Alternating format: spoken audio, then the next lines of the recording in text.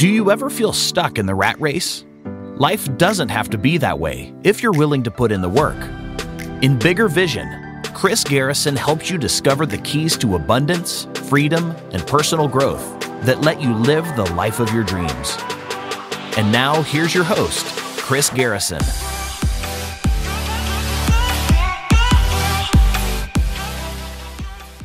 Welcome, everybody. You've made it to the Bigger Vision podcast. Chris Garrison is my name, and I am your host. And I appreciate the fact that you took time out of your day to come in and to listen to me tell my journey in mindset, business, and investing. And hopefully you will grab some great value and it will propel you higher and into a better place so that you're reaching your goals, your dreams, and your visions. And today, I wanted to just talk about how to invest. We've been trained as a society that we do all of this work, we make this money, we allow someone to take our money before we even get our paycheck and go invest it for us. It's called a 401k.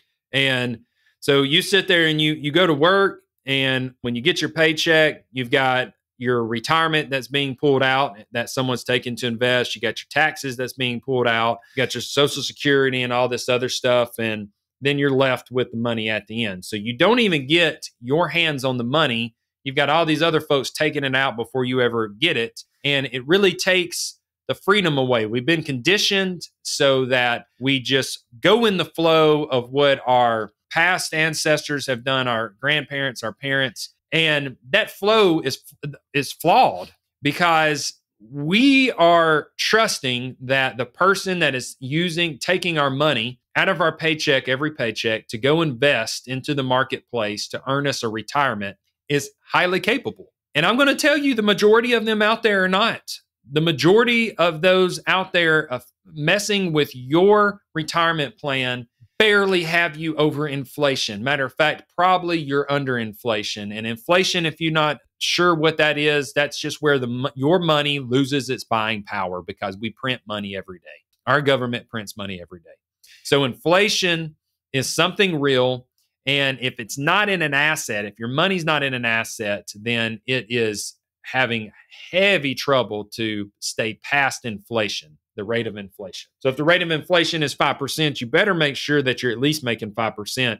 Otherwise, your time and what you're earning by trading your time is actually, you're not getting paid what you thought you were getting paid. Because on the back end, while your money's sitting there, it's losing. So what does that mean? How do we learn how to invest? Why is it that we're not investing correctly? It's because we're giving somebody else the authority to be able to invest, thinking that they are the best person to invest. And if there's anything that I've learned in the process of building a business and hiring individuals to build a team, is that it is extremely hard until you have dated and courted and spent a bunch of time with someone to know if they're capable of being able to achieve the things they say they can achieve, because so many people think they can do way more than what they can actually do. So there's this thing called an IRA.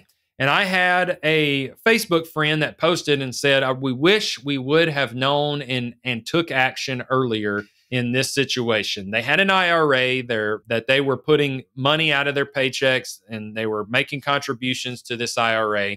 And roughly, I forget the numbers, this is just ballparking, for example, say they had somewhere around $50,000 in this IRA, and maybe 10 years later, they only had $67,000 in this IRA. That's how much it had earned because it was sitting there barely doing a 5% return on investment each year. And if you're doing the math, then just remember these numbers were examples. The whole point is they were barely making any profits. And if you consider the inflation rate that we've had in the last couple of years, they weren't even making profits. They were just paddling in water, trying to tread water so that they could not sink and drown. In reality, they were going down every day because 5% was not even up to the rate of inflation. I mean, there's been people saying it's over 15%, just depending on how you do that math and figure that inflation rate out. So how do we invest smarter? Well, she had said, I wish we'd have stuck it in a self-directed IRA. So this is not financial advice I'm giving you. I'm not a financial advisor. I'm not trained. I'm not certified. This is my personal opinion and my personal understanding. But an IRA, a traditional IRA, your money goes in untaxed. It doesn't get taxed. And then later in life at retirement, you can pull that money out and they start taxing that money at that point. Therefore, the thought process behind it is if you could put it in there untaxed, it gives you more buying power because you have a larger amount of money to invest into things, which is traditionally the stock market. And the stock market has left so many people hanging and it goes in ebbs and flows.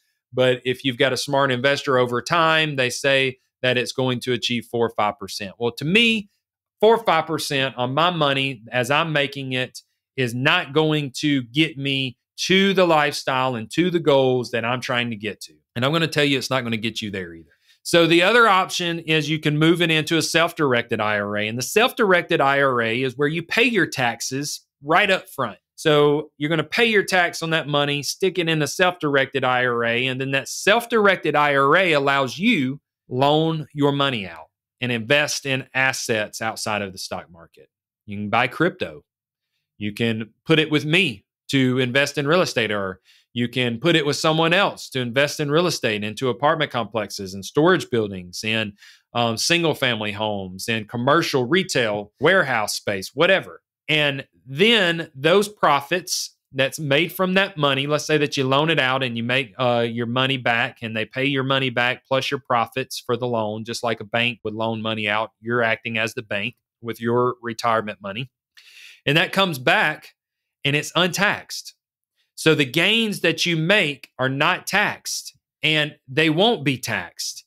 And you're able to take this pre-taxed money, stick it into this protection plan, loan it back out, and make new money that doesn't have to be taxed. And the power of you being able to choose where you loan this money is fantastic because you are passionate about how much you make. The guy that is just getting a portion of your paycheck every paycheck and putting it into the stock market is only passionate about what he's making. Nobody will mind your business the way you will mind your business. And the same thing goes for your money. You got me? So in a self-directed IRA, you can sit here and you can find out, hey, I see these guys in real estate making tons of money. How are they doing that? And you begin to network. You begin to go to these meetups and hear about what's going on.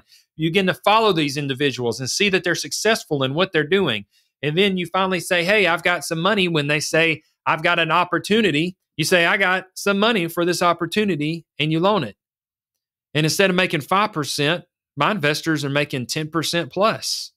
I've got some at 10%. I've got some at 13%. I was just talking to a person the other day. He was going to be 1.5% monthly. So there's so much more opportunity to be made. And you know these individuals. If you're following them and you're networking with them and you see that they're successful, you don't have to learn the skill set that they have. You're partnering up. You're being the bank, which is the best way to invest, in my opinion.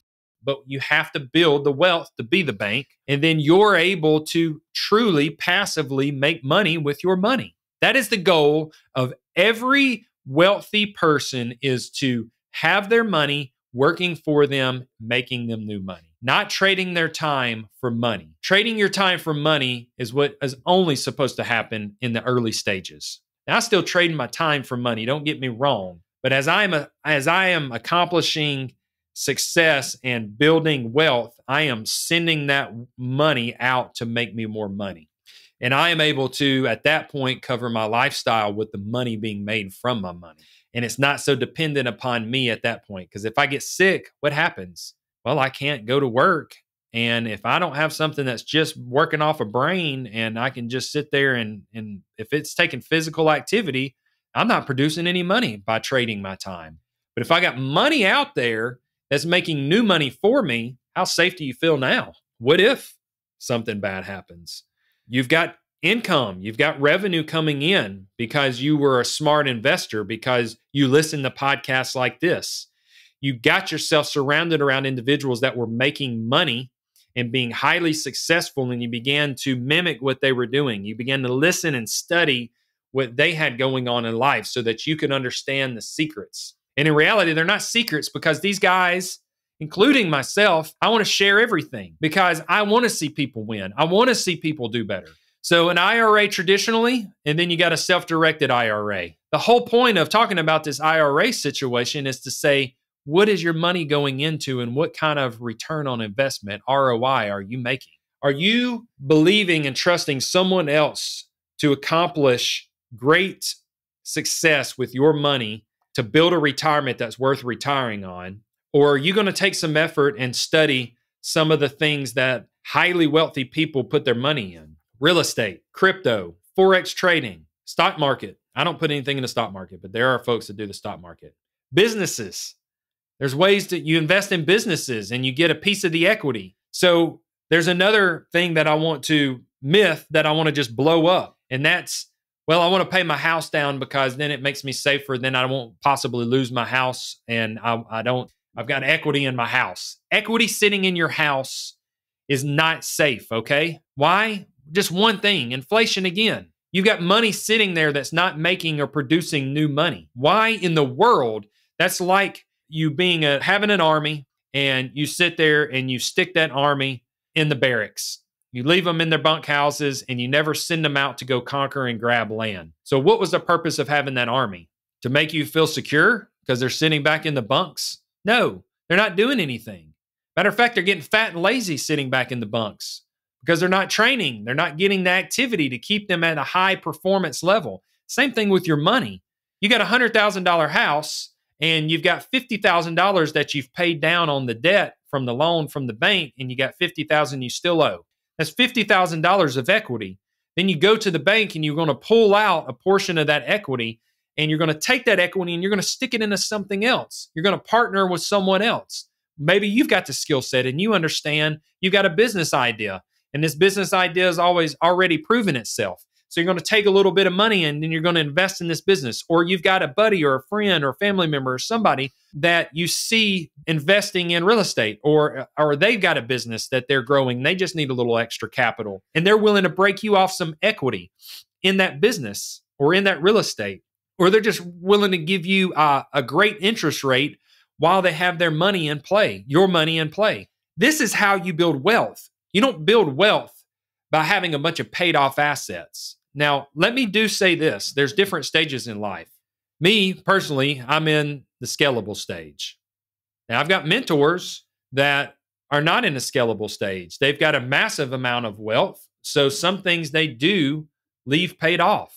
Like they'll go buy a car with cash. Me, I want to buy a car on debt because I can take that money that I would have sitting in that car and I can go reproduce it. I can go and invest it in something and it's going to reproduce new money for me.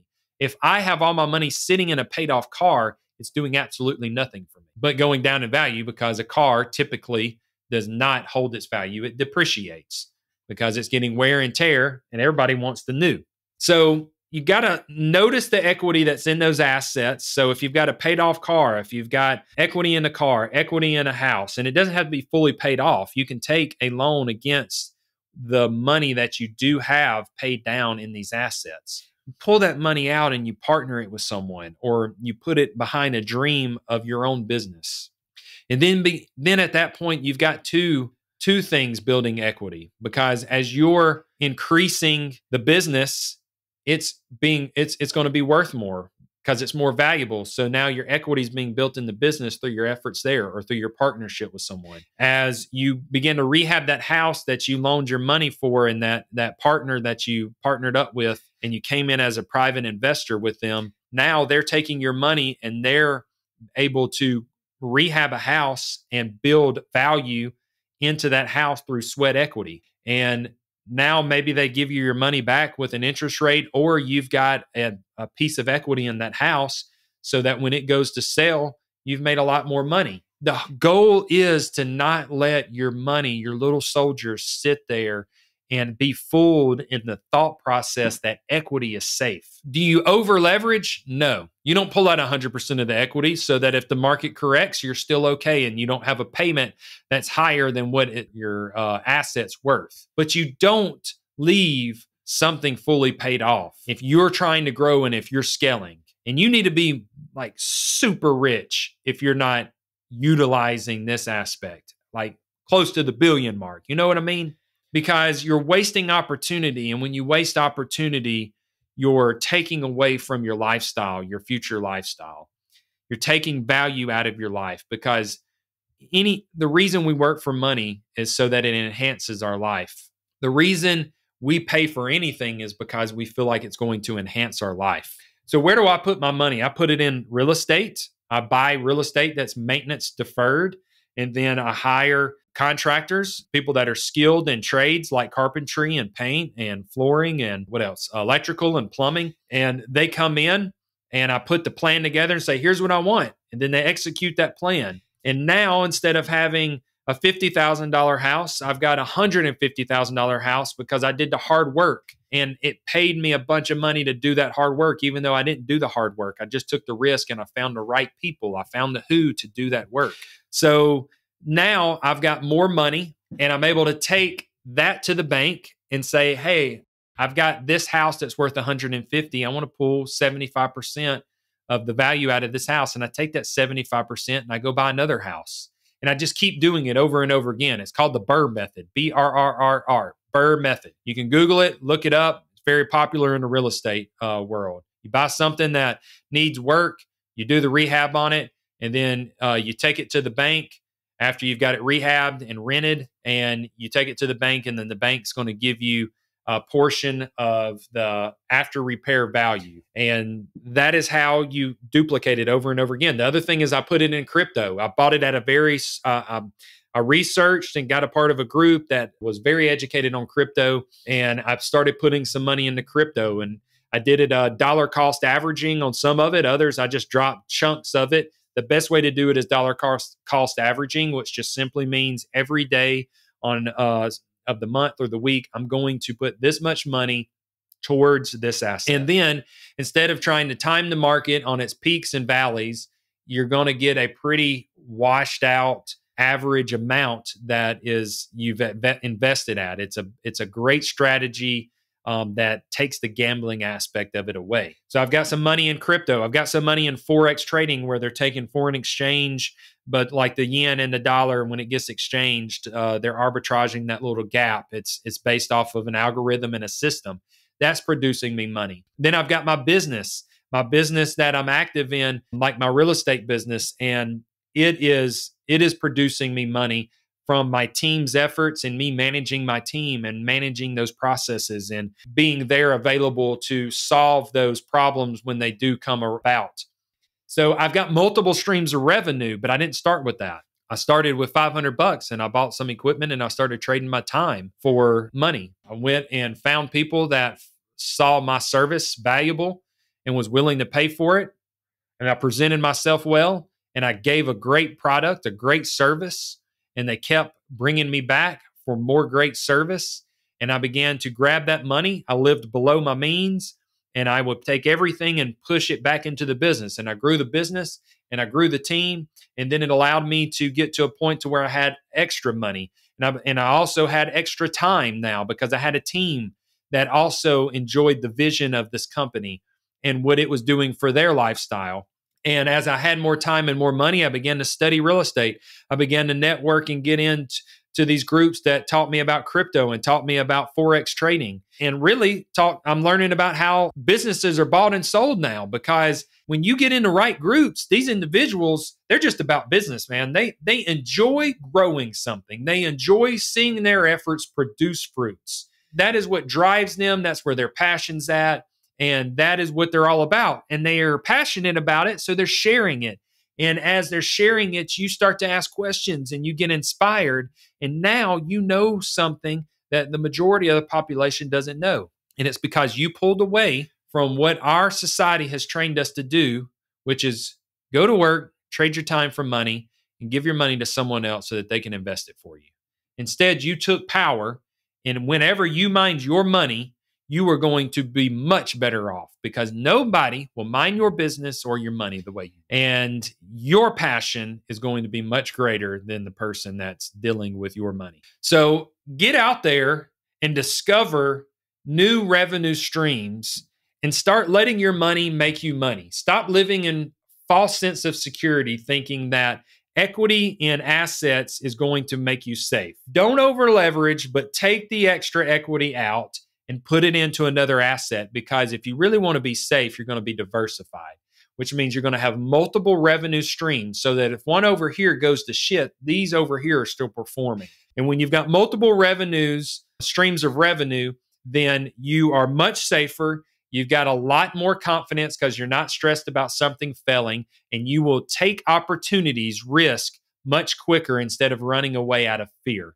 That is what happens when you've got a scarcity mindset, or in reality, it is scarce, whatever you've got. I know I've done hiring in my business many times wrong because I was in a point of need right then. I needed someone to plug in this position.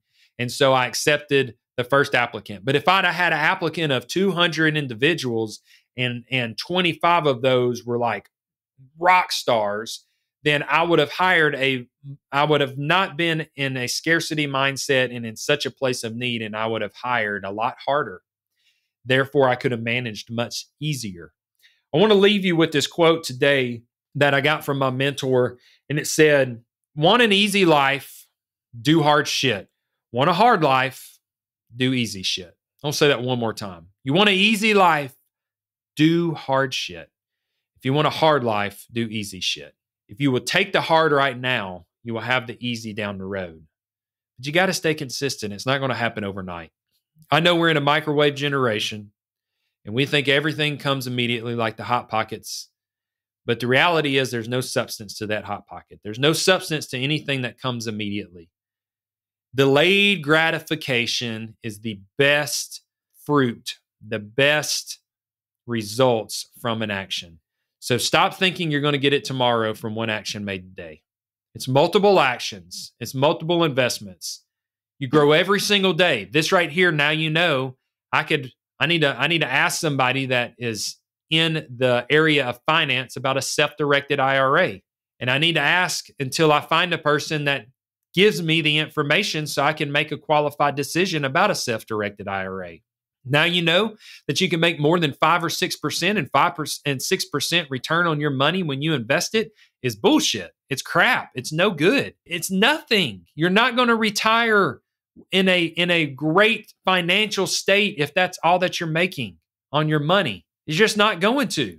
But if you could stick it in real estate, now you know you can put it in real estate and make over 10% with many operators. You can also grab equity out of that if you get into a syndication where they're paying you a preferred return plus they give you equity in it. So when your money's back in your hand, you've still got ownership in that property. So you get the kickoff of the cash flow and the sale proceeds when they decide to sell it, and you're getting tax savings from the depreciation that the government gives you through the tax savings. Now you know about crypto. You put a little money in there. If you're not used to crypto, start studying it. It's all over YouTube. Don't put it in a meme coin. Just throw $100 into Bitcoin. Throw $100 into Ethereum. Get comfortable with how the process works. Now you know about Forex trading. This is why you listen and absorb information, because it opens you up to new possibilities and new realms of experience so that now you've got the knowledge to grow. It's all about growing. I want you guys to live in success. I know you're going to be successful because you're tuning in to shows like this right here, and you're trying to absorb new information. YouTube is a great resource to hop on and search those keywords. If you're interested in the Forex, click Forex. Don't buy a program. Don't jump in. Sit there and do some of your own due diligence and your own research so that you can understand what it's about, and stop just taking everybody's word for face value that they are going to be great investors of your money, because the best investor is you. But you've got to understand what good investments are. And you've got to understand who the good jockeys are out there making these investments. When I make an investment, I'm betting on the jockey. I'm betting on the person. When my investors come in and they put their money with me in my real estate, they're betting on me. They're not betting on the deal. They probably don't even know anything about real estate. They just see that I can give them a 10% return or higher on their money.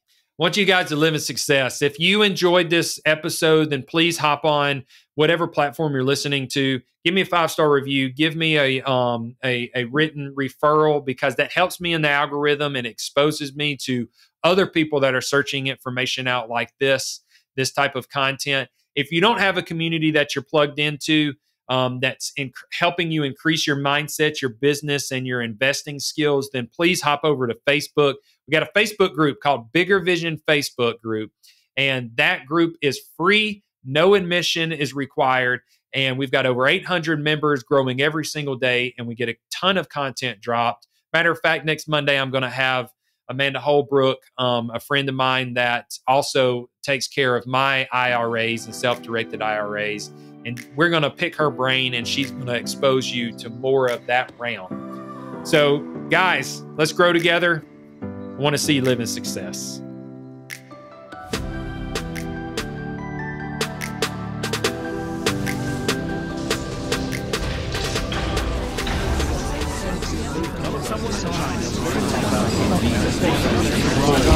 This program is brought to you by thepodcastfactory.com.